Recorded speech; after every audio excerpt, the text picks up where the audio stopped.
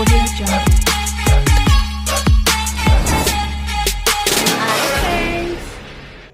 ಪ್ರಪಂಚದ ಪ್ರಾಚೀನ 7 ಅದ್ಭುತಗಳನ್ನು ಗ್ರೀಕ್ ಬರಹಗಾರರು ಮತ್ತು ಇತಿಹಾಸಗಾರರು ಆಯ್ಕೆ ಮಾಡಿದ್ದರು.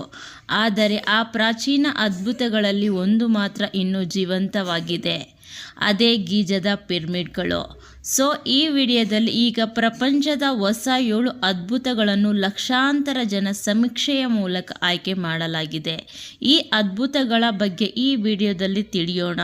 ಸೊ ವಿಡಿಯೋ ಫುಲ್ ಇಂಟ್ರೆಸ್ಟಿಂಗ್ ಆಗಿರುತ್ತೆ. ವಿಡಿಯೋವನ್ನು ಎಲ್ಲಿ ಸ್ಕಿಪ್ ಮಾಡದೆ ನೋಡಿ.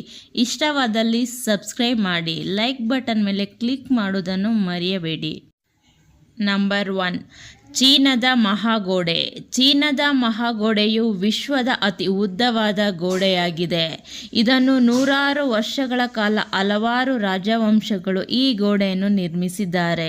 ಇದು ಸುಮಾರು ಕ್ರಿಸ್ತಪೂರ್ವ 220ರಲ್ಲಿ ಆರಂಭವಾಯಿತು.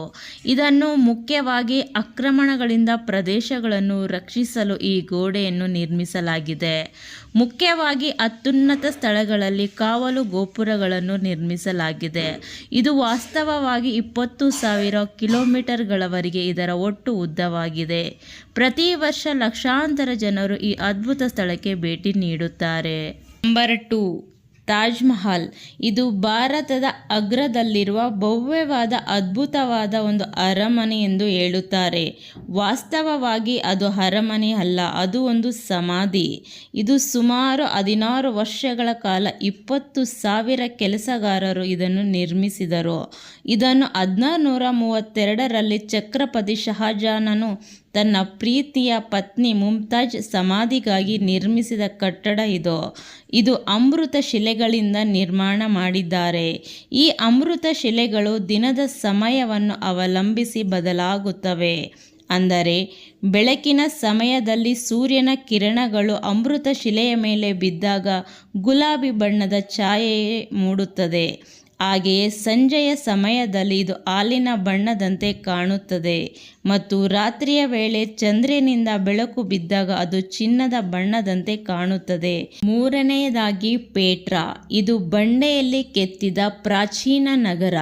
ಇದನ್ನು 2000 ವರ್ಷಗಳ ಹಿಂದೆ ವಾಡಿ ಮೂಸಾ ಕಣಿವೆಯಲ್ಲಿ ವಾಸಿಸುತ್ತಿದ್ದ ನಬೇಟಿಯನರ್ ಎಂದು ಕರೆಯಲ್ಪಡುವ ಜನರ ಗುಂಪಿನಿಂದ ನಿರ್ಮಿಸಲಾಗಿದೆ ಎಂದು ಹೇಳಲಾಗುತ್ತದೆ. ಆದಾಗ್ಯೂ ನಬೇಟಿಯನರ ಬಗ್ಗೆ ಹೆಚ್ಚು ತಿಳಿದಿಲ್ಲ. ಇದು ಕ್ರಿಸ್ತಶಕ 106ರಲ್ಲಿ ಈ ನಗರವು ರೋಮನ್ ಸಾಮ್ರಾಜ್ಯದ ವಶವಾಯಿತು.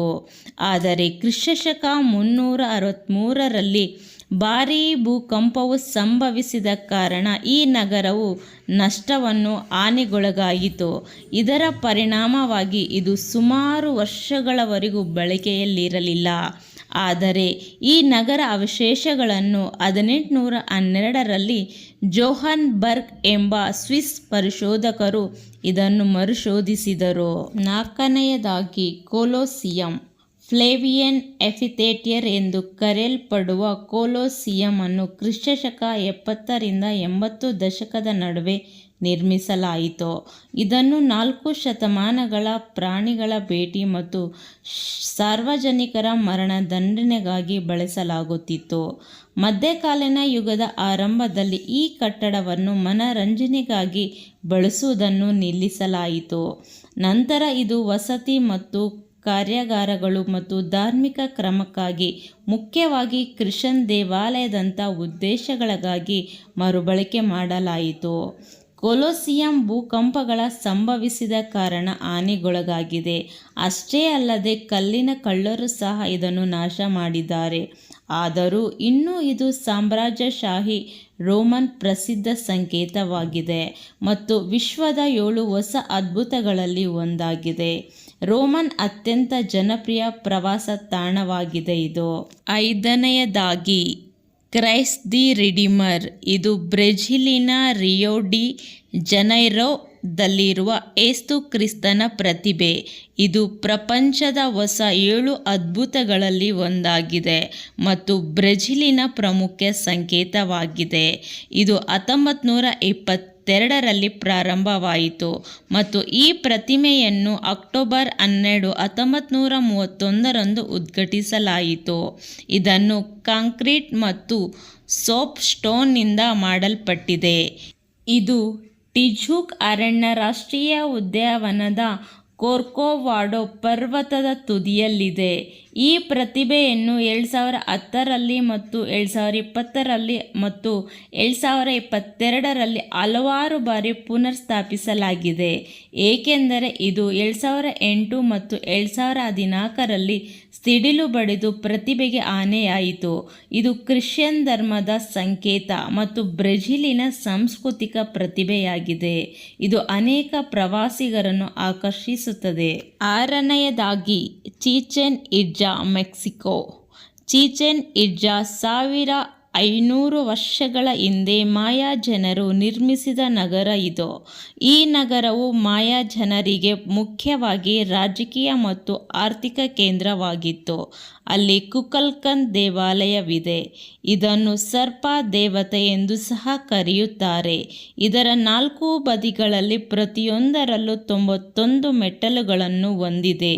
ಈ ದೇವಾಲಯದ ಮೇಲ್ಭಾಗದಲ್ಲಿ ಒಟ್ಟು 365 ಮೆಟ್ಟಲುಗಳನ್ನು ಹೆಚ್ಚುವರಿಯಾಗಿ ಸೇರಿಸಲಾಗಿದೆ. ಕೊನೆಯದಾಗಿ ಮಾಚು ಪಿಚ್ಚು. ಮಾಚು ಪಿಚ್ಚು ಎಂಬುದು 15ನೇ ಶತಮಾನದಲ್ಲಿ ನಿರ್ಮಿಸಲಾದ ಇಂಕನ್ ಸಾಮ್ರಾಜ್ಯದ ನಗರದ ಅವಶೇಷಗಳಾಗಿವೆ. ಈ ಅವಶೇಷಗಳು ಸಮುದ್ರ ಮಟ್ಟದಿಂದ 2000 ಮೀಟರ್ಗಿಂತ ಹೆಚ್ಚು ಎತ್ತರದಲ್ಲಿರುವ ಆಂಡೀಸ್ ಪರ್ವತಗಳಲ್ಲಿವೆ. ಇದರ ಗೋಡೆಗಳು ಮತ್ತು ವಾಸ್ತುಶಿಲ್ಪ ನೈಸರ್ಗಿಕ ಬಂಡೆಯಲ್ಲಿ ಕೆತ್ತಲಾಗಿದೆ. ಈ ನಗರವನ್ನು ಮೊದಲು ಏಕೆ ನಿರ್ಮಿಸಲಾಯಿತು ಎಂಬುದು ಖಚಿತವಿಲ್ಲ, ಆದರೆ ಕೆಲವು ಮೂಲಗಳು ಇದನ್ನು ಚಕ್ರವರ್ತಿ ಪಾಚ್ಕೂಟಿ ಇಂಕ್ ರಾಜಮನೆತನದ ಆಶ್ರಯ ತಾಣವಾಗಿ ಬಳಸಲಾಗುತ್ತಿತ್ತು ಎಂದು ಹೇಳಲಾಗುತ್ತದೆ. ಇದನ್ನು 15ನೇ ಮತ್ತು 16ನೇ ಶತಮಾನಗಳ ನಡುವೆ ಬಳಸಲಾಗುತ್ತಿತ್ತು ಎಂದು ಭಾವಿಸಲಾಗಿದೆ. ಇದು ಬಹಳ ಜನಪ್ರಿಯ ಪ್ರವಾಸಿ ತಾಣವಾಗಿದೆ. ಅದು ಎಷ್ಟರ ಮಟ್ಟಿಗೆ ಎಂದರೆ ಪೆರುವಿನ ಸರ್ಕಾರವು ಅದನ್ನು ಸಂರಕ್ಷಿಸಲು ಮಿತಿಗೊಳಿಸಲು ಪ್ರಾರಂಭಿಸಿದೆ. ಓಕೆ ಫ್ರೆಂಡ್ಸ್, ಈ ವಿಡಿಯೋ ನಿಮಗೆ ಇಷ್ಟವಾಯಿತು ಎಂದು ಭಾವಿಸುತ್ತೇನೆ. ಇಷ್ಟವಾದಲ್ಲಿ ಸಬ್ಸ್ಕ್ರೈಬ್ ಮಾಡಿ, ಲೈಕ್ ಬಟನ್ ಮೇಲೆ ಕ್ಲಿಕ್ ಮಾಡುವುದನ್ನು ಮರೆಯಬೇಡಿ. ಧನ್ಯವಾದಗಳು.